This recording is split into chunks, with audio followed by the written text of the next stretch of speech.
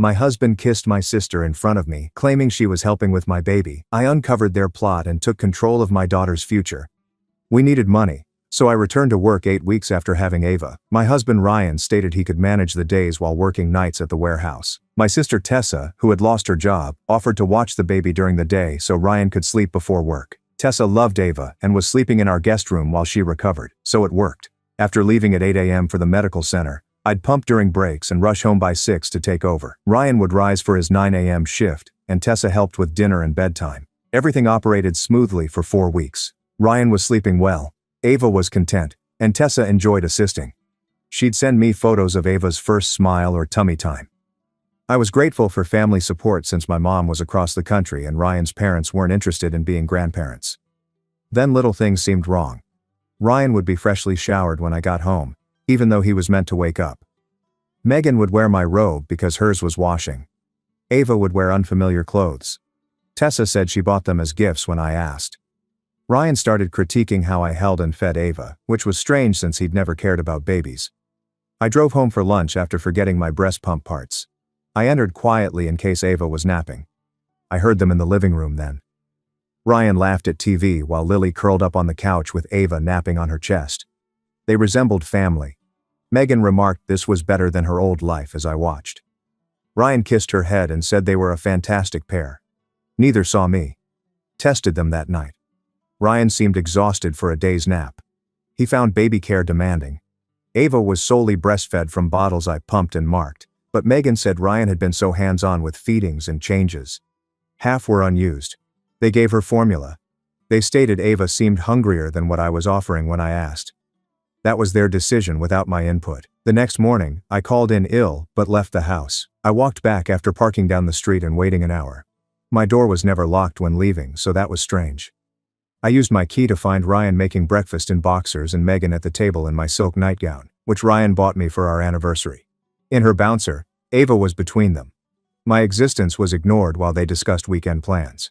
When they noticed me, Ryan grabbed a shirt and Tessa closed the nightgown. I inquired why Tessa wore my clothes. She claimed she spilled coffee over her jammies. Both glanced at each other, talking silently. They ran to Ava when she started weeping. Ryan scooped her up and bounced her like me. Tessa gave him my prepared bottle. They coordinated like they'd done this for weeks. They were, I realized. While I was away, they played home with my baby daily. I returned to work the next day but informed my boss that I was taking my maternity leave immediately. Just closing certain cases. She allowed it to begin Monday after, not telling Ryan or Tessa. So I watched them closer. Ryan was sometimes late to work, sometimes until 9 o'clock. Together Tessa did our laundry. Ryan's boxers combined with her undies. The speaker had a shared playlist.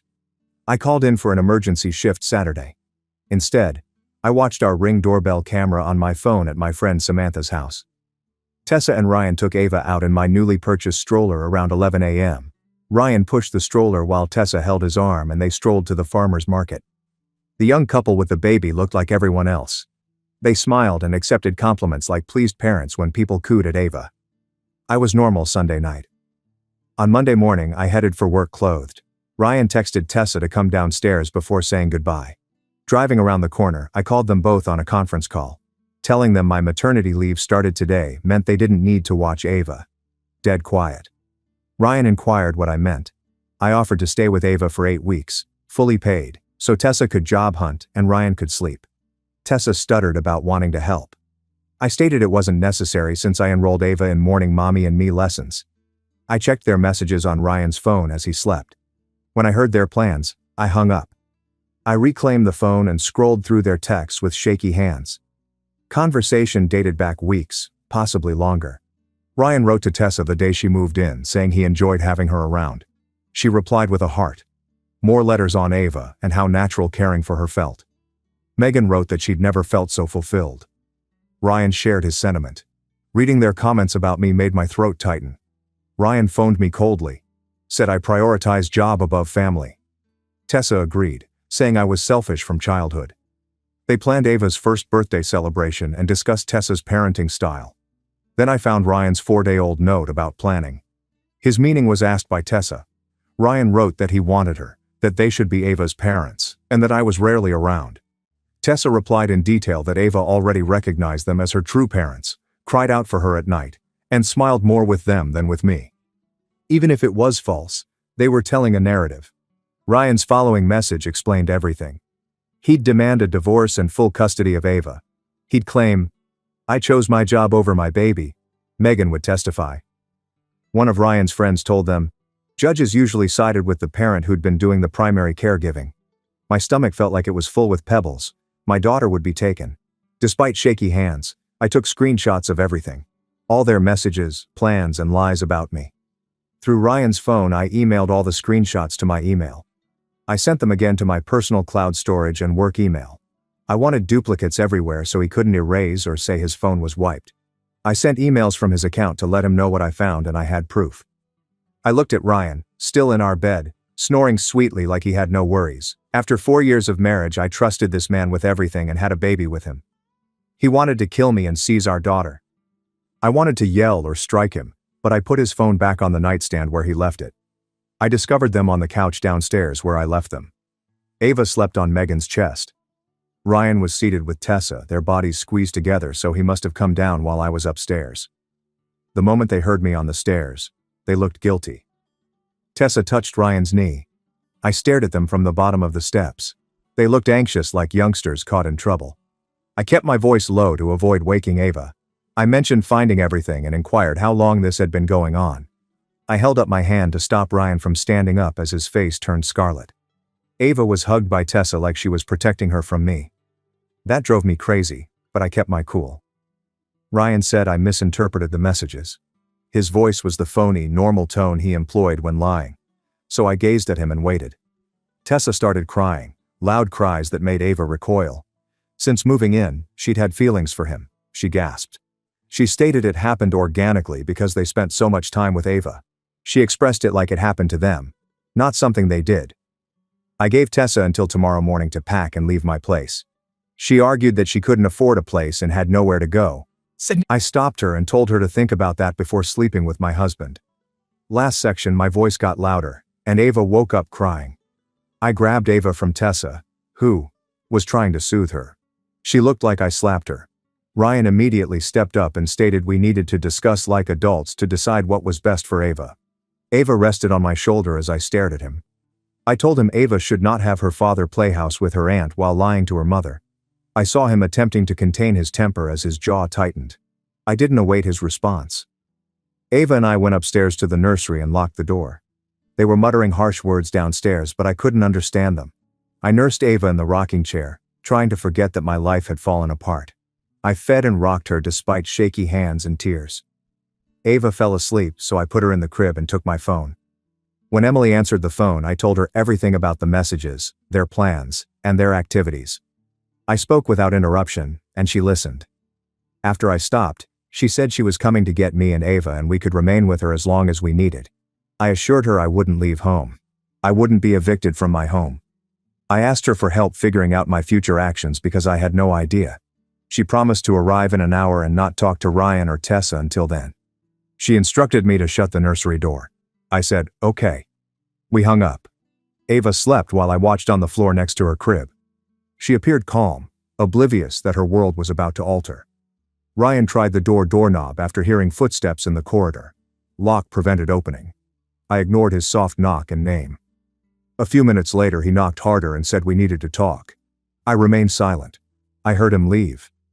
Emily came downstairs exactly an hour later and spoke. She was in the hallway when I unlocked the nursery. She carried her laptop and notebook. We locked the nursery door after she hugged me long. Sitting on the floor with me, she opened her laptop. She promised to assist me document everything as a paralegal. We spent the next 3 hours writing down every suspicious incident, falsehood, and decision they made about Ava without asking me. She organized my screenshots by date after seeing them. She developed a list of things I needed to do to protect myself and Ava legally. Hire a lawyer in the morning. Stay home. Don't allow Tessa be alone with Ava. Document everything Ryan says and does. She was so calm and collected, and it made me feel like maybe I could actually handle this. I tried to sleep after she left around midnight but couldn't. I lay on the floor next to Ava's bassinet, watching her breathe and rehashing everything. How did I overlook all the signs? They planned this for how long? What else were they lying? Ryan tried the door twice more at night, but I feigned to sleep. Both times I heard him go. I slept maybe an hour. Every time I closed my eyes I saw or imagined those messages with Ava. I was sick and fatigued by sunrise. I also felt something else. Feeling determined. They wouldn't take my daughter or make me the villain. I had proof and a plan to strike back with everything I had. Movement downstairs greeted the sunrise at 7 o'clock. Ava and I checked Tessa's room. The door was open and bed bare. Her clothing were gone from the closet and the dresser drawers empty. It looked like she'd never been there save for some makeup containers on the bathroom counter and a few hangers on the floor. Ryan was at the kitchen table wearing yesterday's clothing when I went downstairs with Ava. He looked up when I entered and opened his mouth to say something, but I made Ava's bottle without him. My formula and water warming were seen by him. He sat on the other couch as I fed her in the living room. He stated we needed to discuss our marriage and plans. I ignored him. I said we could only discuss divorce terms. He leaned forward with elbows on knees and paled. He stated I was rash and we should try counseling first because every marriage has problems. I laughed out loud. I asked if he sought counseling before sleeping with my sister. He reclined like I slapped him. His whole expression shifted and he became defensive. He said I was either at work or too exhausted to notice him when I got home. He felt valued by Tessa and saw that she cared about his day. After feeding Ava, I burped her over my shoulder. I assured him I will call my supervisor to finish my maternity leave. He inquired what that meant for us, and I responded we were gone. I changed Ava's diaper upstairs and put her to sleep for the morning. Then I called Grace from my bedroom. I mentioned I needed to prolong my absence for personal reasons. She didn't inquire. She advised me to take 12 weeks and my work will be waiting when I was ready. She told me to prioritize my baby and myself over work. I hung up after thanking her. Ryan tried to talk to me twice more that day, but I ignored him. He put his items into the guest room without my permission that night. 3 days of silence and tension followed. He kept trying to talk about working things out, but I left. I prioritized Ava and self-care. On day 2, I called Emily to see if she had the lawyer's number. David Brooks's number was texted within 7 minutes. I told the receptionist my position when I contacted his office.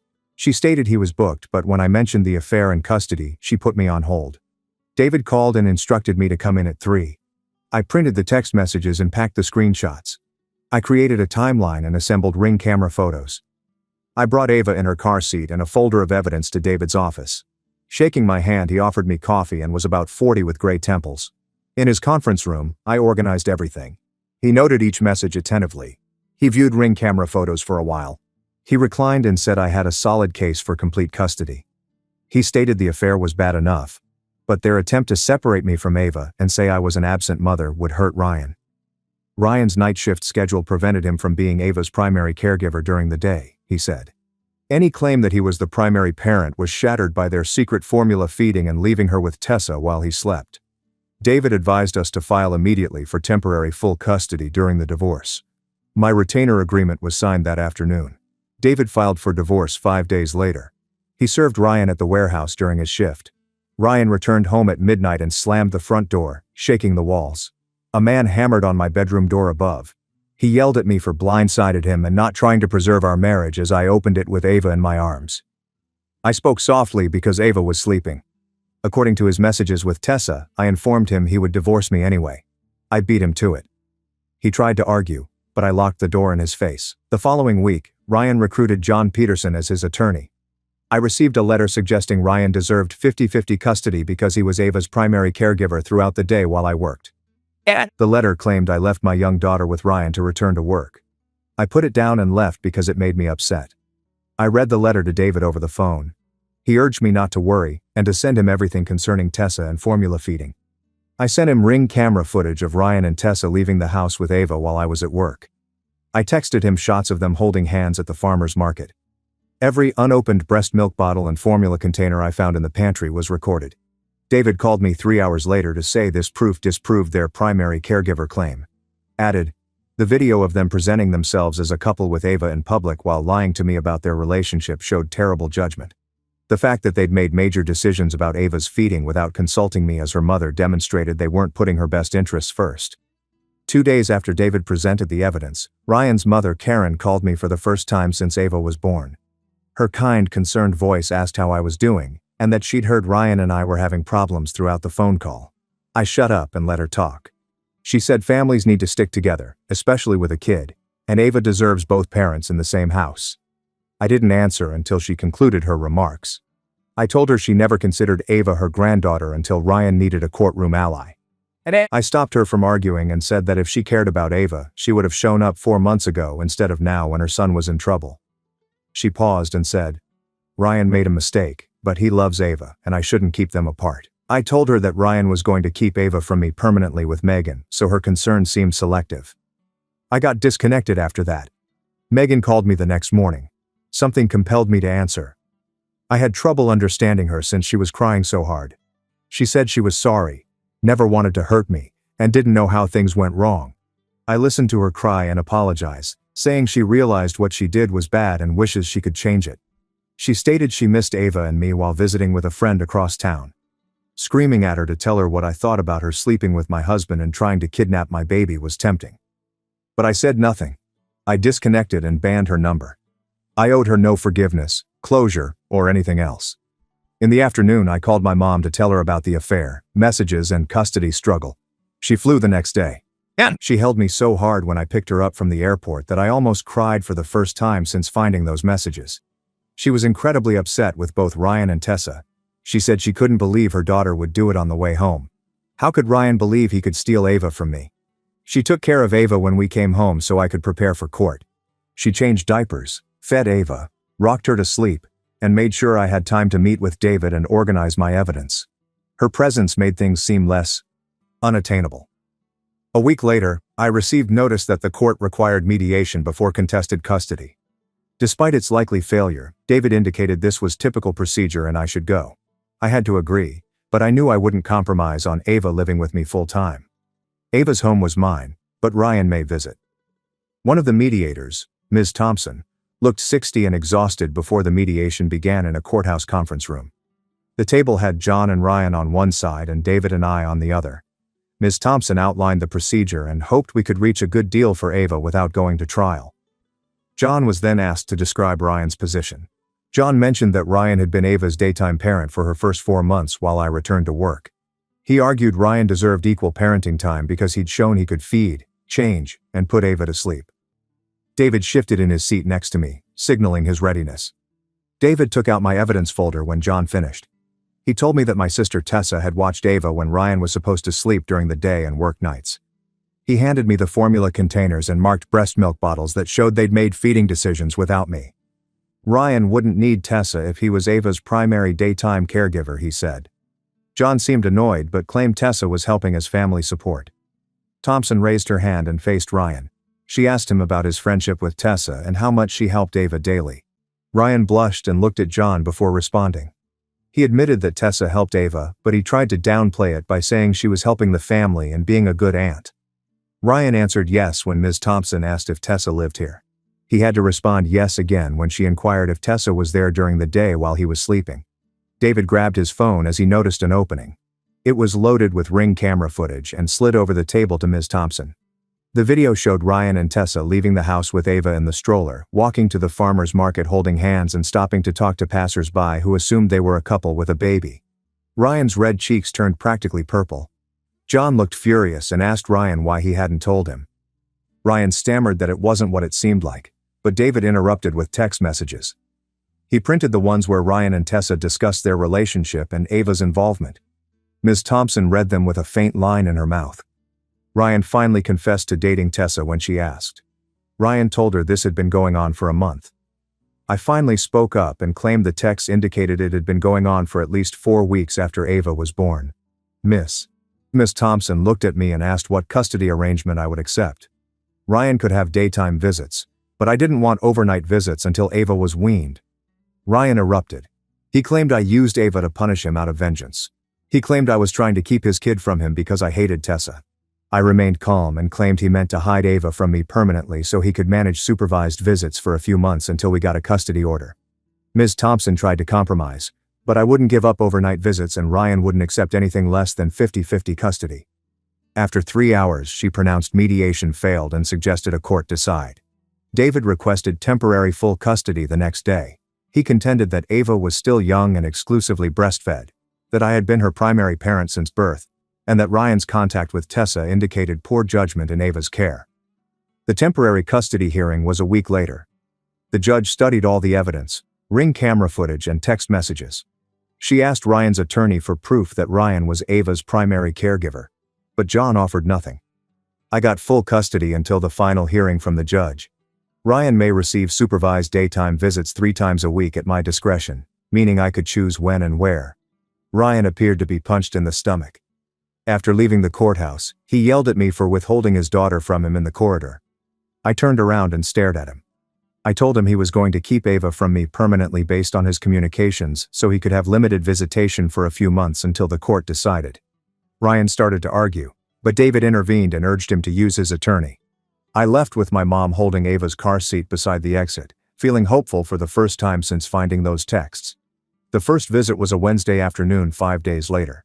To track everything, I pumped extra milk and filled bottles with dates and times in the morning.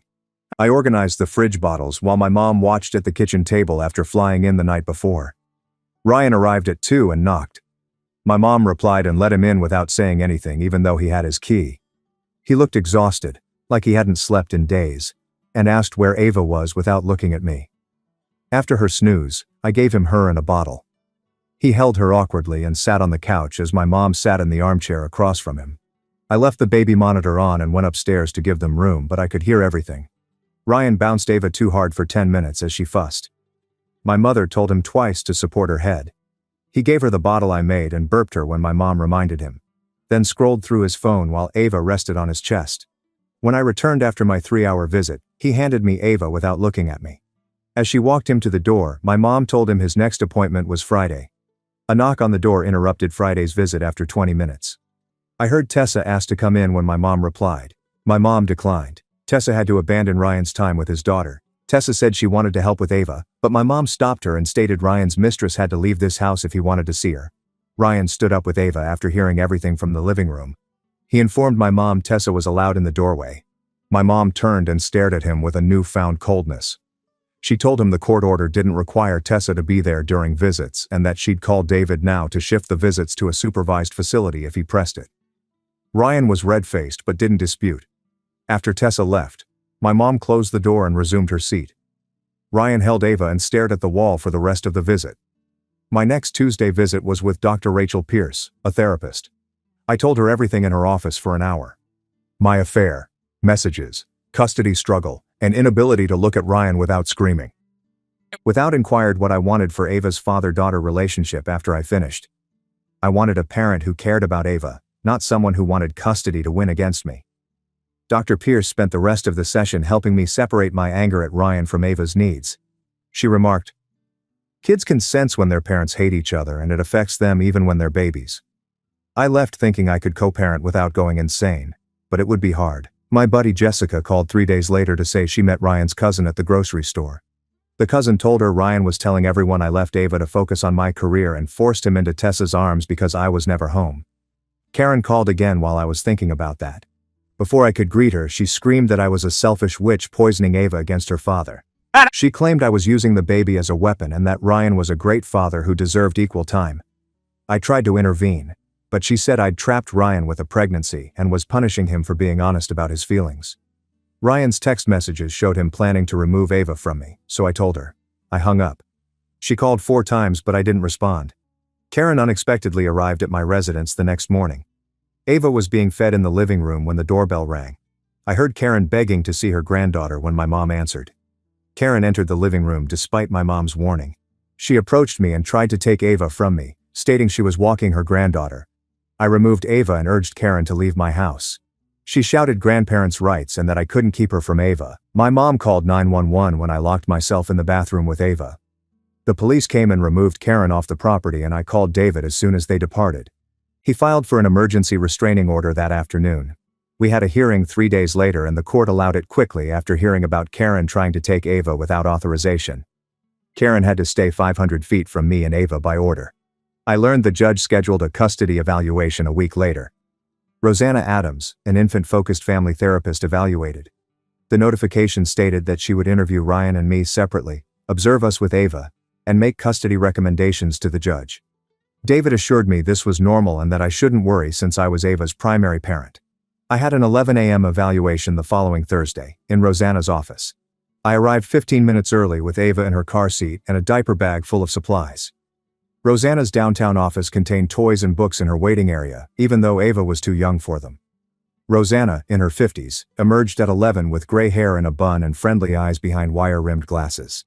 She shook my hand and asked me inside her office, which featured a comfy couch and a corner play area. She asked me to sit down and asked me about my work schedule, parenting style, and how I'd been coping since Ava was born. I honestly explained that I'd returned to work at 8 weeks because we needed the money and that I'd been pumping and rushed home every day to be with Ava. She asked about Ryan and Tessa, so I informed her about the texts and their plans to hide Ava. Rosanna noted but didn't respond. You kept asking inquiries in a neutral tone. She requested that I feed and snooze Ava after 3 hours of chatting so she could observe. I fed Ava a warm bottle I brought while Rosanna watched, then changed her diaper and rocked her to sleep. Rosanna took more notes and congratulated me for entering. Ryan was evaluated the week after. David called me later to say Rosanna had seen Ryan at my house. Rosanna's notes noted that Ryan seemed uncomfortable with basic baby care and regularly checked his phone instead of playing with Ava, according to David. During the 3-hour visit, she saw him struggle to change Ava's diaper and give her a bottle and ask my mom for help many times. David stated this would likely help us when Rosanna gave the judge her final suggestions.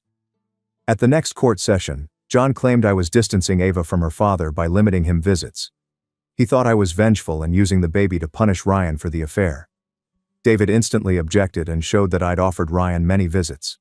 After receiving my emails suggesting weekend or late visits, Ryan denied them all due to his warehouse schedule. David noted that Ryan would rather work than spend time with his daughter, not me. The judge evaluated the material and noted it in her file, but she didn't rule that day. Through mutual connections, I learned Ryan and Tessa were still together and had moved across town. Someone saw them buying furniture at Target wearing similar hoodies like a couple. I felt betrayed again. This severe chest discomfort that made breathing difficult for a moment. But then I saw Ava sleeping in her bassinet next to my bed and felt convinced. I divorced him correctly. Ryan and Tessa's relationship was based on lies and betrayal, and I didn't want that for Ava or myself. I wanted honesty, even if it meant being alone. David contacted a week later to say Rosanna's custody evaluation report was complete and filed with the court. I read his emailed copy 3 times, shivering my hands as I clutched Ava against my chest. The 14-page report addressed our home's parenting and work routines. Rosanna advised me to keep primary physical custody and give Ryan progressive visitation as Ava got older. She wrote about Ryan's affair with Tessa and how it exhibited poor judgment that could affect his parenting decisions. She highlighted my constant professional care of Ava and steady support structure from my mom and career. Ryan had trouble with basic baby care and preferred work to time with Ava. John filed a motion to dismiss Rosanna's report 2 days before the next court hearing. He said she was biased against Ryan because she spent more time monitoring him at my house, where he was uncomfortable. He said the evaluation was defective and shouldn't be used. David phoned me immediately to reassure me that judges seldom tossed out custody evaluations and that John was just attempting to generate doubt. The judge heard John's motion and asked Rosanna about her evaluation. Rosanna said she offered Ryan the choice to be monitored in a neutral area or his apartment, but he said, "My house was more convenient for his schedule." She explained her process and qualifications, and the judge refused John's motion in 10 minutes. The report was admissible at the ultimate custody hearing. Ryan's face turned scarlet as the judge talked, and John held his arm to keep him from speaking. David sent me a settlement offer from John 2 weeks before the final hearing. Ryan agreed to let me have primary physical custody if he got routine visitation every other weekend and 1 evening per week after Ava was weaned. This was what I wanted from the start, before the legal battles, custody evaluation, and thousands of dollars in attorney expenses. David phoned me that afternoon to discuss the advantages and downsides. He claimed trial could yield better terms. But trials were unpredictable and judges made startling verdicts. The deal gave me certainty and prevented Ava from going through a custody battle where Ryan might disparage me on the stand. I promised David I'd accept.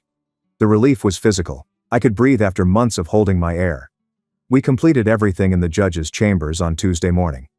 Ryan looked unhappy across the table from me, his eyes red from lack of sleep. We signed our initials on every page of the agreement with our attorneys in the court. The judge stressed that Ryan would face harsh consequences if he violated the custody order, including loss of visitation rights. Ryan nodded and signed the last page, finishing, "I had my life back after my marriage ended and Ava was given custody." My mother stayed another month after the divorce. She was amazing with Ava, taking over night feeding so I could sleep, cooking meals to freeze, and being there when I needed to weep, vent, or giggle about something silly. She helped me create habits that worked for us without outside support. I could manage Ava's naps, meals, and playtime because we made a timetable. She taught me how to make bottles for the week, sort Ava's clothes by size, and keep the house clean. I was ready when she flew home, not terrified. The weeks after my mom departed were odd yet pleasant. I started sleeping better because Ava was sleeping better and I wasn't worried about court dates or Ryan's next legal move. I thought about the betrayal less and less, but it still hurt. Ava was growing, reaching milestones, smiling more, and becoming her own person. I could move forward without Ryan's lies or Tessa poisoning my home. I could decide about Ava without consulting anyone or fearing repercussions. I felt like I owned the house again instead than sharing it with betrayed people. Ryan had his first official visitation weekend on Saturday morning. His arrival at 9 o'clock, per the custody agreement, surprised me. My mom flew out for the weekend to supervise the handoff and check on me. I gave Ava her diaper bag, bottles, and written instructions, even though Ryan should have understood her routine. Ava reached for his face and chatted like always, seeming fine. He took her gently, thanked me formally, and left. He drove away after buckled her into the car seat I ordered for his car. Tea from my mom and a few tears on the couch. Not because I was sad, but because this huge chapter was ending. When Ryan brought Ava back Sunday evening, she was happy and clean and fed. He'd followed all my instructions and even emailed me pictures during the weekend so I could see she was okay. It gave me hope that maybe we could make this co-parenting thing work eventually, that we could both put Ava first, even if we couldn't tolerate each other. That week I blocked Tessa on everything: phone, social media, email. I told my mom I didn't want to know where she lived, who she was dating, or if she felt bad about her actions. My mother appreciated it and never mentioned Tessa again.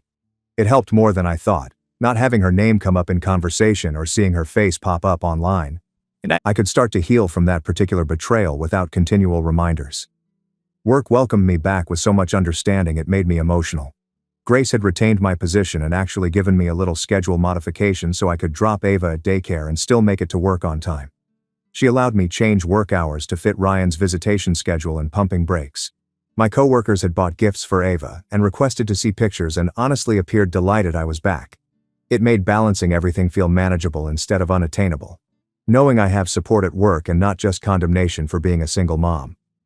A few weeks later, Emily told me about a single parent support group that met at the community center twice a month on Tuesday evenings. I nearly didn't go to the first meeting because leaving Ava with a babysitter felt awful, but my mom convinced me I needed adult time with people who knew what I was going through. The 12-person group was largely moms but included some dads. Everyone's story was unique but similar. One woman's spouse left her with 4-month-old twins. Another man's wife lost custody due to addiction. A mother whose boyfriend perished in a vehicle accident when her son was young. I realized I wasn't alone in this problem after hearing about their struggles and solutions. I told the basic story about Ryan and my sister, and everyone nodded like they'd heard worse. Nobody judged my work, divorce, or anything else.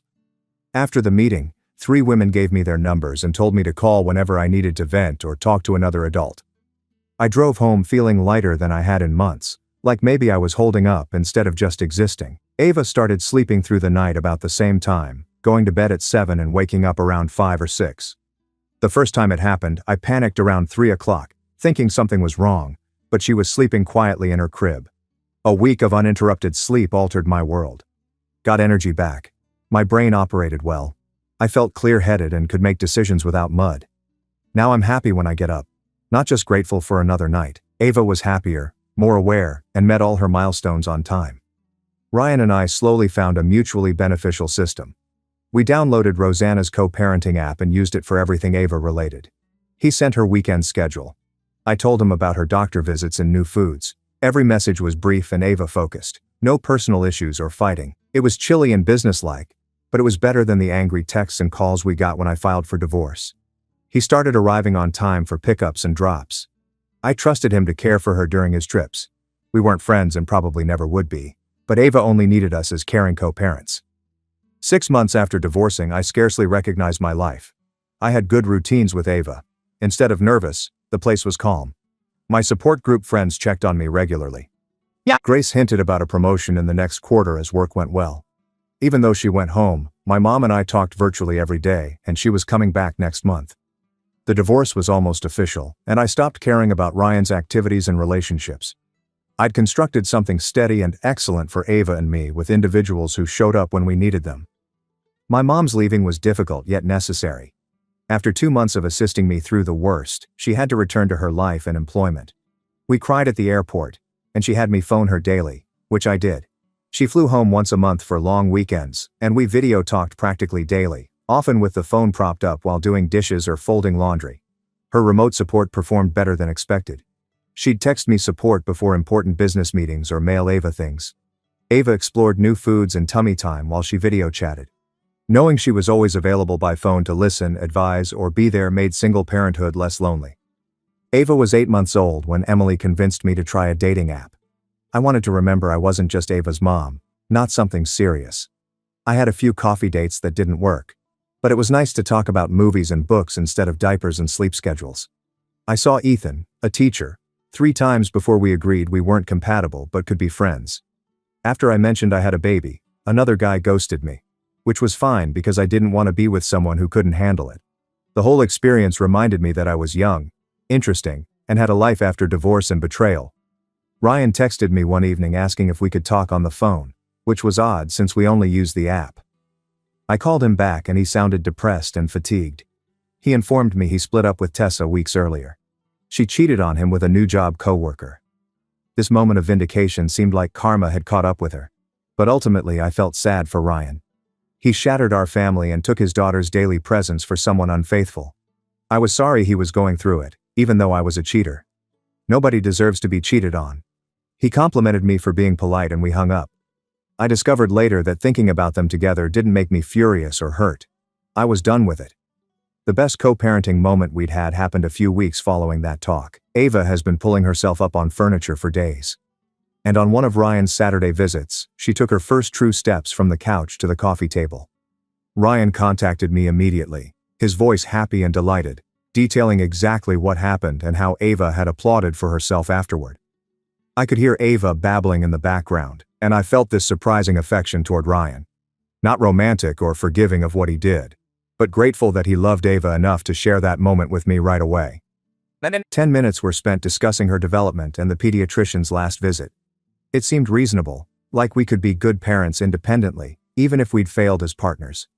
I used my mom's money to buy out Ryan's part and refinance the house in my name.